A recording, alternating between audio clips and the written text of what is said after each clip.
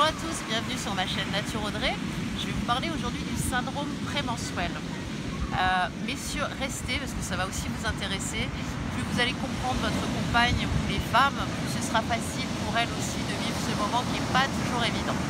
Qu'est-ce que c'est que le syndrome prémenstruel? C'est tout ce qui nous arrive à nous, les femmes, juste avant les règles. Les désagréments, je dirais, parce que malheureusement, c'est pas un moment très agréable. Vous avez en fait deux phases dans votre cycle. La première phase, ce sont des oestrogènes, ensuite vous avez l'ovulation, et après vous avez la libération de progestérone qui va s'effondrer juste avant l'arrivée des règles. Et à ce moment-là, au moment de l'effondrement de la progestérone, on va avoir tout un tas de symptômes qui ne sont pas très agréables. Il est plus ou moins marqué chez les femmes, mais 8 femmes sur 10 en souffrent. On va avoir des ballonnements, des constipations ou des diarrhées, des insomnies ou une hyperfatigabilité et une irritabilité. On sait qu'il y a une transformation chimique dans notre cerveau, mais la médecine étant ce qu'elle est, elle a toujours été une médecine d'hommes, faite par les hommes pour les hommes. Il y a très peu de recherches qui ont été faites sur le syndrome prémenstruel.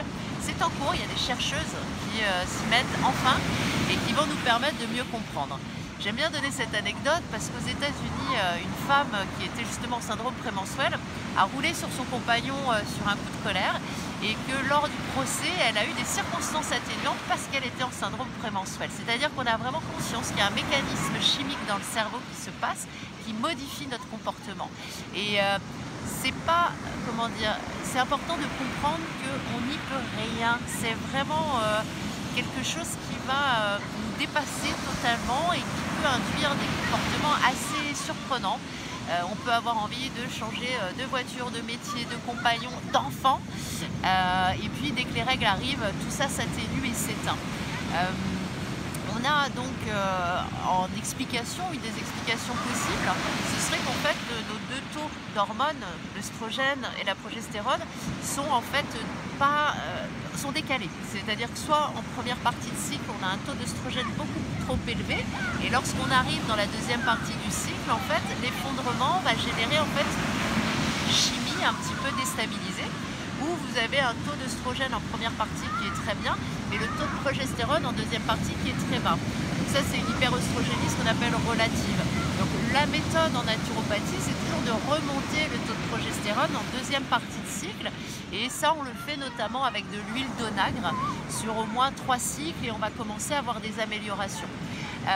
Dans ces moments-là, moi, ce que je conseille beaucoup aux femmes, c'est pas un moment où on est dans la créativité, dans la réalisation de soi. C'est plutôt un moment d'introspection où on a besoin de calme, on a besoin d'être cocoon. Messieurs, soyez assez bienveillants pour vos compagnes dans ces moments-là, et le fait de leur dire « Ah, tu vas avoir tes règles », ça nous amplifie encore un petit peu l'agacement. Donc soyez un petit peu, comment dire, bienveillants et doux avec nous dans ces moments-là. Voilà ce que je pouvais vous parler assez brièvement sur le syndrome prémenstruel. Il y aura encore évidemment plein de choses à dire, je ne vais pas non plus en mettre beaucoup. Mais voilà, quoi qu'il en soit, si vous avez des questions, des commentaires, n'hésitez pas, ce sera un plaisir d'y répondre. Et puis si vous souhaitez vous abonner et liker et partager, ce sera avec grand plaisir. Sur ce, je vous embrasse bien naturellement.